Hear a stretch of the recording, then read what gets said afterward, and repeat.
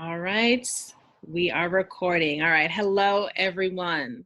Welcome to the first Feature Friday with our Stories Matter campaign. My name is Bethany Epiphany, and I'm the program manager for Plus Me. This week was all about providing you with an introductory activity focusing on the present moment and all of the things you might be feeling considering the rapid changes that our world is undergoing. Our first Feature Friday is with Rosa Castro, who serves as board administrator for the Water District of Southern California. She also plays a major role in the continuous evolution of the Plus Me project and serves as our board president. So please help me to welcome Rosa Castro. So, hi, Rosa. Hi, Bethany. Thank you. Thank you for joining me and for being our first Feature Friday. Really, really, really do appreciate it. So we are going to hop right on in with the question. So the first question is, how long have you been with Plus Me, and why did you decide to join us? So I've been involved about 6 years now with Plus Me and on the board. And I was first introduced by a friend that I met through Metropolitan Water District. And she actually works for an agency called Community Partners, which is an incubator for nonprofits. And Judy called me one day and said, hey, you should really look into this nonprofit. The founder of it is looking for more board members and more support and help, and I think it'd be a great match for you. I looked at Plus Me on the website, and right away I said I need to get involved with this organization. And a lot of the kids in the community that Plus Me serves they're all very similar to how I grew up, the community that I come from, and the socioeconomic status that a lot of the children that we serve and students that we serve are very similar to my upbringing. And so I thought it'd be a great place for me to make a difference. And that's how I ended up getting involved with Plus Me. That's awesome. And you, like I said before in the intro, you've definitely played a huge role. So thank you for joining us and doing what you do. My next question is, how are you feeling at this moment in time?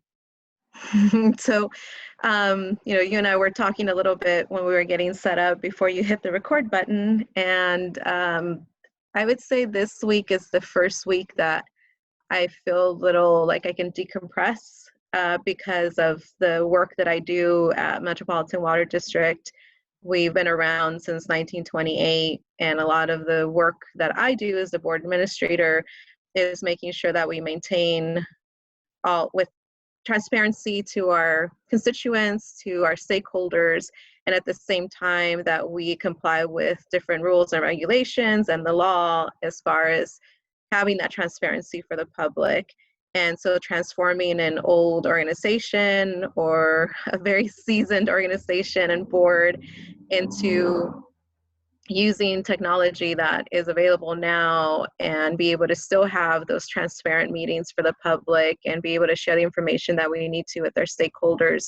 It's been a lot of work and a lot of thinking outside the box and changing things for people and training people on how to use new technology while still getting our work done.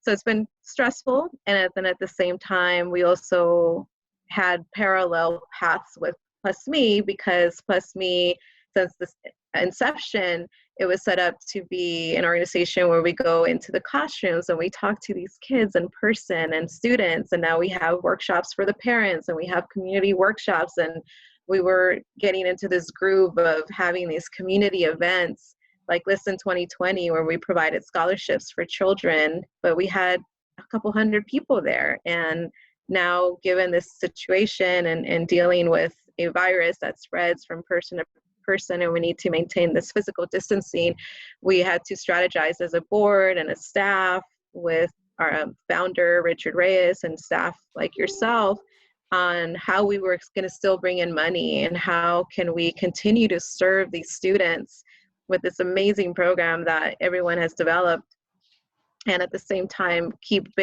keep some kind of level of revenue coming in and make sure that we survive this. A lot of nonprofits are not going to make it through this, and we don't want Plus Me to be one of those nonprofits. So it's been a lot of weight on my shoulders, but I think I've been fortunate to have a lot of friends and family that I can talk to, bounce ideas off of. My partner is one of the main people I do that with and has been extremely helpful for that. So little by little, I'm getting back in my comfort zone and gelling on my job and my volunteer work with Plus Me. Listen, when you said stress, I can definitely relate to that. And I feel like so many people who watch this will be able to connect with that as well. And the fact that we are all frantically readjusting and rethinking about how we are going to continue our work, whether that's Plus Me or any other nonprofit or business. And the stress of that can be daunting. And I think I've experienced a lot of waves, like the fear, and you seem ultra calm, Rosa. You seem like you were like, you've got it, like you're good. But I was kind of like going up and down. I was, freaking out, not sure what was going to happen. And I think now, similar to you, gotten into a routine and feeling more comfortable with how I'm processing or scheduling my day. Yeah. So we're all going through it. Yes. What do you feel has been the benefit and or the challenges of self-isolating, this self-quarantine? Well, for me, I've seen both, right? So in my work, the team that I manage or even other people and other teams is that it has highlighted that we can work from home, that we can telework, that maybe we don't need people to drive in, 30, 40, 50 miles each way into work and have all this pollution or wasting money, wear and tear, and things like that, that we all can be trusted, and the majority of us can be trusted to go home and just do a good job. I think that's one of the good things and highlights of this whole situation.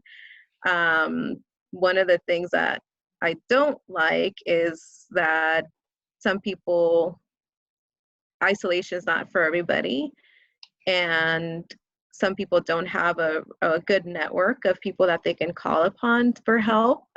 So I've always been that connector in my community and my network of friends, and so I continue doing that. And I set up Zoom meetings right away, biweekly happy hours, we're calling them, with our friends, where anybody that has the time or energy or needs an outlet, they can come in and talk for an hour, half hour, however long they want to be on there. A lot of us have our little drink or food and we're all eating together. And then I did one for my family. So now we're meeting up every Sunday at 6 p.m. And it was tough because my mother is 81 years old. And so we're really trying to stay away from her and keep her as safe as possible, more than anybody else in our entire family. We also have a newborn little great niece. My niece, that's the same age as me, had her second baby in the middle of all this a month ago. Wow. I still haven't met my great niece in person, and so that's painful. But, we're keeping her safe, and hopefully this will pass, and one day we'll spend all this time with her and love her. Sorry, that brings tears to my eyes. No, it's okay. But we've been able to, connect on the phone and on Zoom, and thank goodness we have this technology. And I think that's another plus, is that maybe some people that were very reluctant to technology and always said, oh, there's nothing good that can come out of technology, or why do I need a Zoom account? Why do I need a Facebook account or Skype and all that? All of a sudden people are like, oh my gosh, if this wasn't here, what would I do? How would I see my family? So I think my mom is one of those that just never thought she needed so much technology in her life. And now she's able to use it. She called me last week and said, okay, I'm finally running out of groceries. Can you order a delivery for me? I never thought I would hear her say that, because for her, going grocery shopping is like her pastime, and going to church and volunteering at church. So it's been interesting with that. So those are the pluses and minuses. That it's just a lot of adjustment, but thankfully we have electricity, we have water running, there's people still going to work and providing all the services for us, and we have that. Right, right.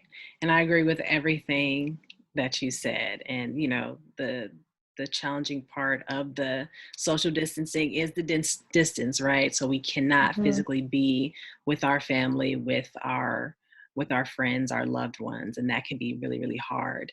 I think one of the positives from my viewpoint is I feel like it's forcing us to slow down, Mm-hmm. and we move at such a fast pace, and now we Mm-hmm. have been forced to stop, to think, Mm-hmm. to process, Yeah. um, and to be more present. And I feel like this has brought on this wave of gratitude that we really haven't seen before, at least Mm-hmm. for a while. We're more Yeah. grateful for the fact that we can breathe and our lungs are Mm-hmm. working, being able to Yeah. go outside, feel the sun on our face. So all Mm-hmm. those little things that we took for granted, we're beginning Yeah. to appreciate now. Mm-hmm. Um, so I see that as a highlight. Yes, I agree. Yeah. So, what are you hoping to gain during this journaling experience, or what do you hope others will take away?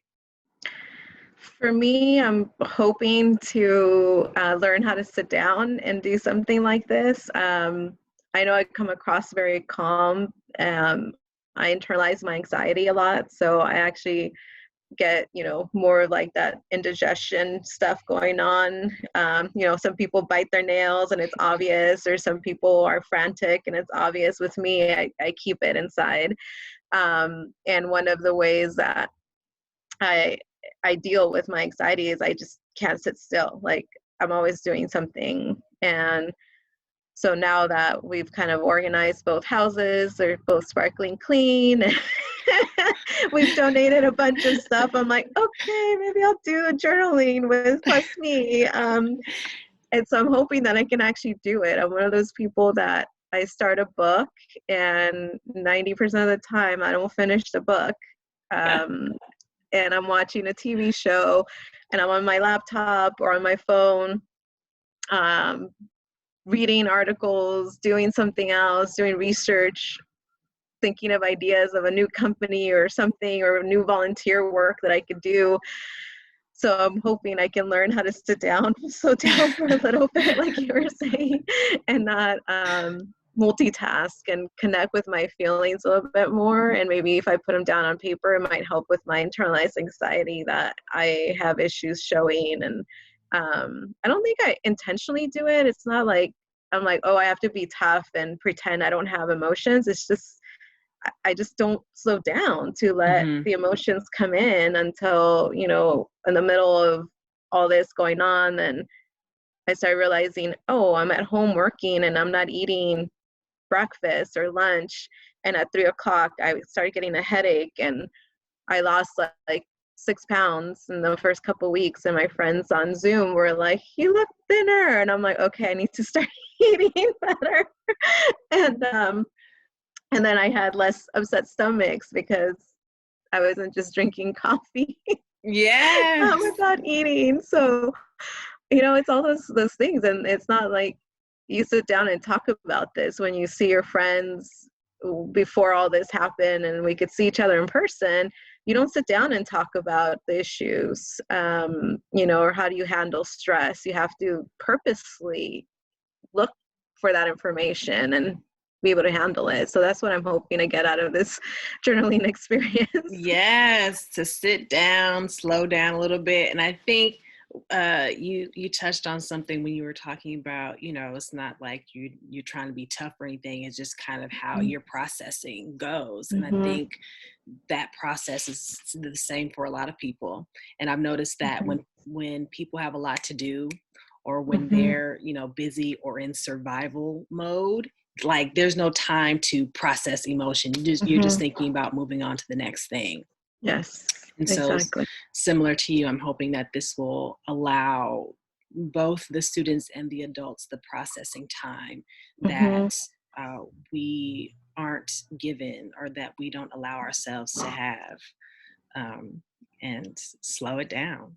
Yes, exactly. When we were first started the Zoom happy hours with our friends, the first couple, it was like 10, 15 people on there. So we barely, each person got to just say, oh, I'm doing okay. And one person's like, I haven't been able to find toilet paper. So there was like this little bartering exchange. I'll leave toilet paper in my front door. You leave, that person's like, I'll leave you wine.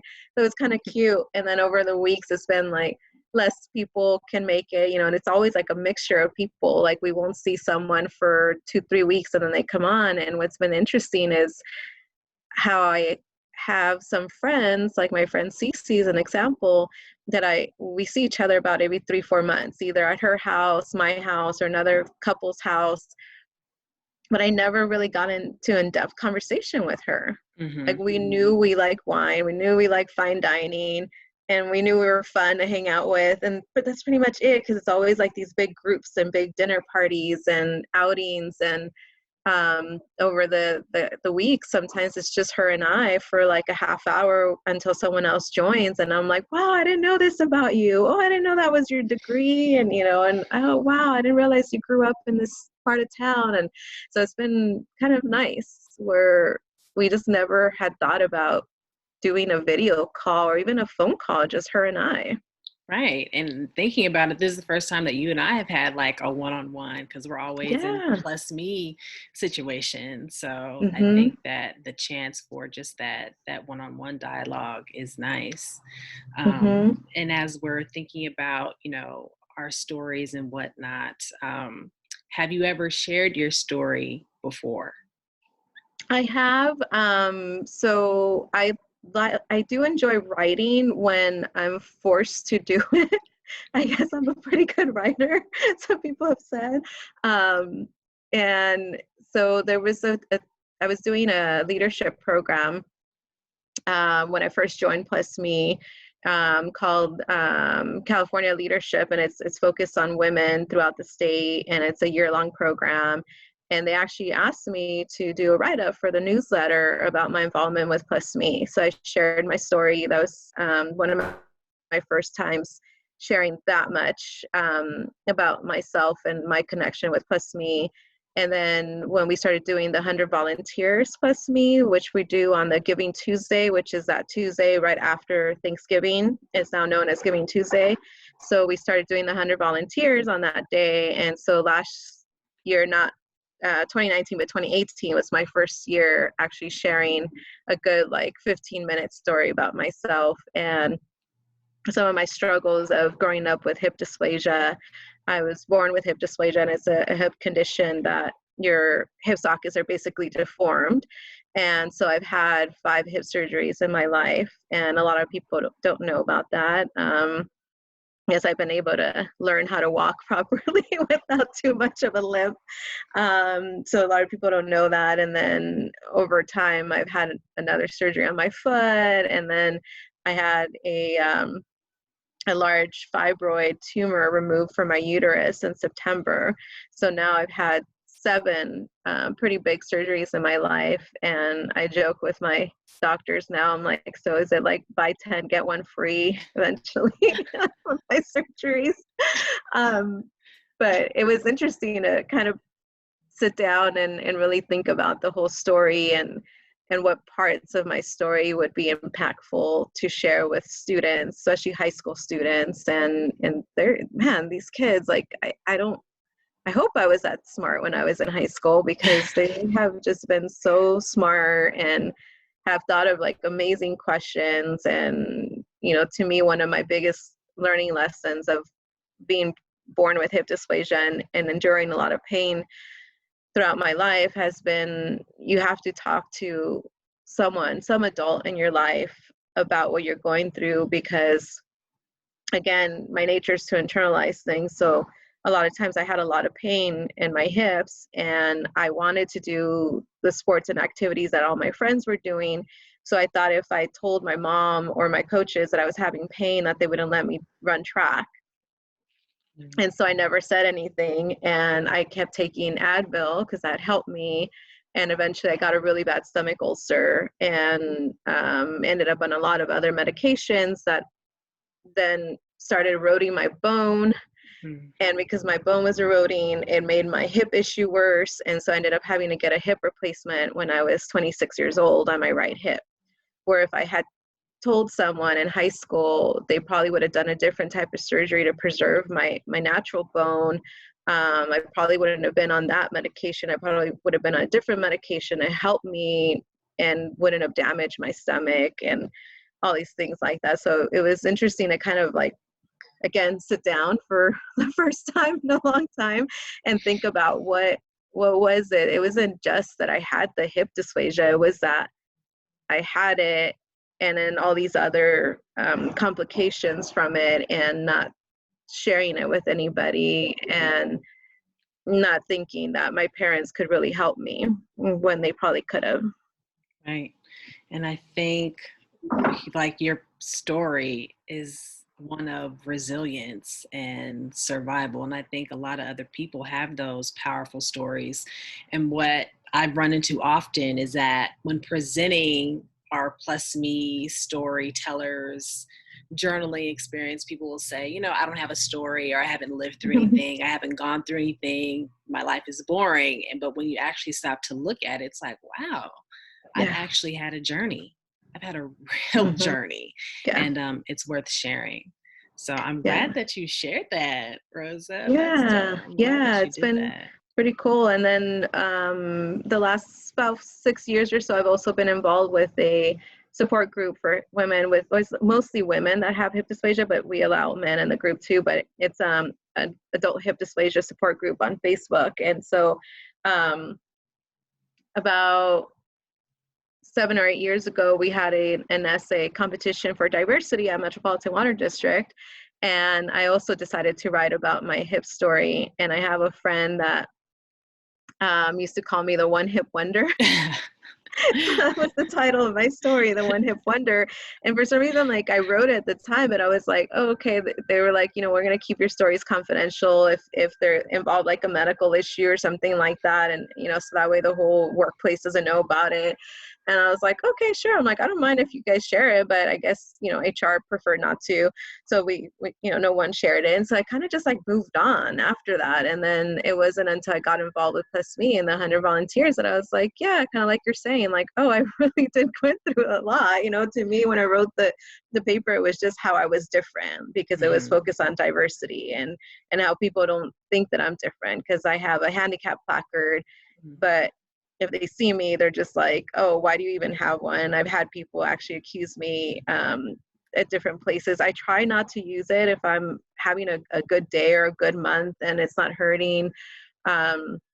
One way to manage my pain, because it's bone arthritis, is by continuing to exercise and move. And so I don't take any medication now. I just take natural supplements that help with inflammation, and I try to exercise as much as possible. So for me, if I don't exercise, it's kind of like not taking my medication, and I start having pain.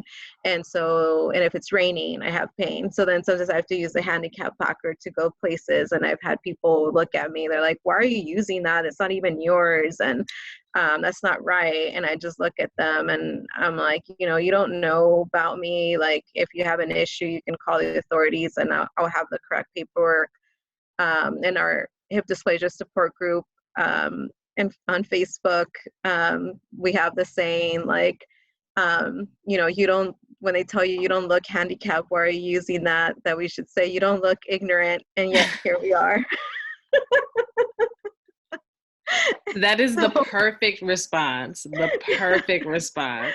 Oh and my so gosh. now I feel more comfortable over time with that support group, sharing my story over and over again with people. I've uploaded that one hip wonder story on there. I've uploaded the one I've used for Plus Me, and whenever someone's having a hard time, I refer them to it. And it's just gotten better to just stand up for myself and say, yeah, no, I've really gone through a lot. Like, I might not look like it, but I have. I'm more Exactly. comfortable with that. And you never know what someone is going through. Yes, never ever know. And is there someone's story that's inspired you? Yes, actually, obviously Richard's story, from the very beginning, hearing his story of what he's gone through with his family background and not fully being prepared for college and the road ahead. I definitely empathize with him on that, and that's one that has always resonated with me. And I even joke with him all the time. I'm like, Richard, where were you when I needed you?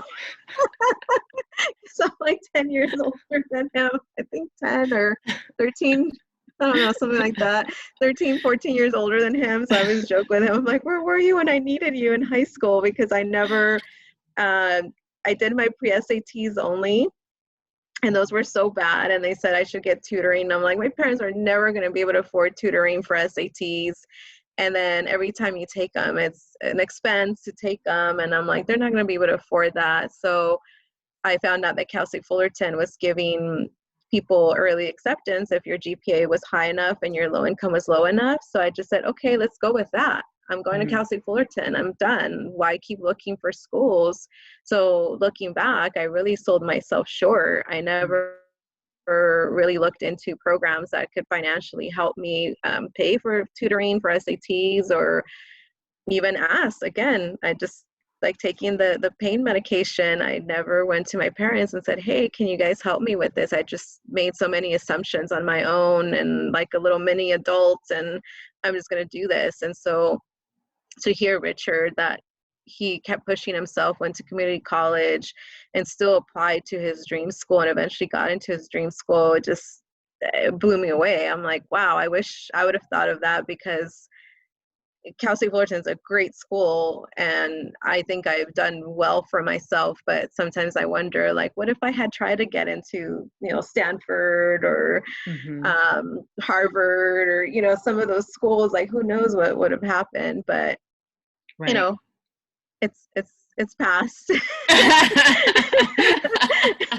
It is, and now and I think it's just not limiting ourselves, or taking the moment to question what other opportunities are there. And I think Mm-hmm. Richard Reyes, our executive director, definitely has a good story that speaks to that. And you both have a lot in common. But Yes. and I'm this is like getting towards the end, but I just wanted to leave it at, if you had any like final thoughts or anything else that you wanted to share. Last For, words.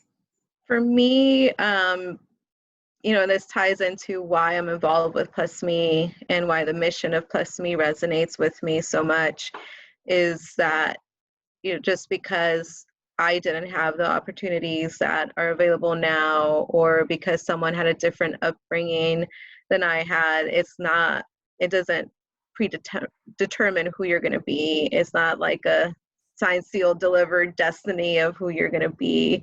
I grew up in Compton, where a lot of people don't get degrees, don't go to college. A lot of the middle school girls that I went with got pregnant either in middle school or high school. I chose not to. There's people that's what they value, and it's okay, but you can make your own choices and you can change your path. And I tell this to all of my friends, some of them that don't have degrees and they're older now. I'm like, it's never too late. Like even for me, I always say, if something happens and happen to win the lottery or something, I'm going to go to medical school, or Yeah. if somehow I can make it happen that I can retire a little bit early from Metropolitan Water District, I'm going to do a second career and figure out what I want to do then. And, if I can retire from Metropolitan at 50 or 55, that's great. Or even just volunteering with Plus Me, it gives me that satisfaction of, okay, I wasn't able to push myself, or I undersold myself, or my situation or whatever. I'm going to make sure I raise money and provide Richard and his staff, like you, Bethany, with the right tools and the right funding and the right supports, because every time I bring in, you know, 20, 30, $40 or $100 from any one of my friends, it benefits so many students. And we're literally changing lives and literally changing generations of people, because my mom was married twice, gave birth to 9 children. My dad was married 5 times, had over 7 children himself. That's, you know, and they never went to, they didn't even finish high school. Mhm. And they came here to the United States as immigrants. My mom from Guatemala, my dad from Mexico. And, you know, my siblings and I, we've changed that whole trajectory of that whole family bloodline completely. So, you know, I have siblings in Mexico that have gotten degrees, and now their daughters and their sons have gotten degrees. And, you know, you just to be able to meet some of the students that we work with and that you guys work with and have helped is just amazing to see that. Thank you. And I think you ended it well. You know, to all of our stories matter tribe Hmm. members, it is never too late. It is never too late Never. to change the trajectory of your education, your career, whatever it is that you want to do, you can do. Hmm. And regardless of the current state of things, it is never too late Yeah. to move forward in the Hmm. direction that you want to go. Yes. And hopefully, by being able to reflect on this on your story, you'll be able to have more clarity on where you want to go. So I just want Hmm. to thank you, Rosa. Thank you again for Thank you. sharing your story and sharing where you are in this moment. And I want to thank the Our Stories Matter tribe for tuning in for this first Feature Friday. Look forward to more in the coming weeks. Again, my name is Bethany Epiphany, and I'll be seeing you soon. So until Thank next week, you. everybody.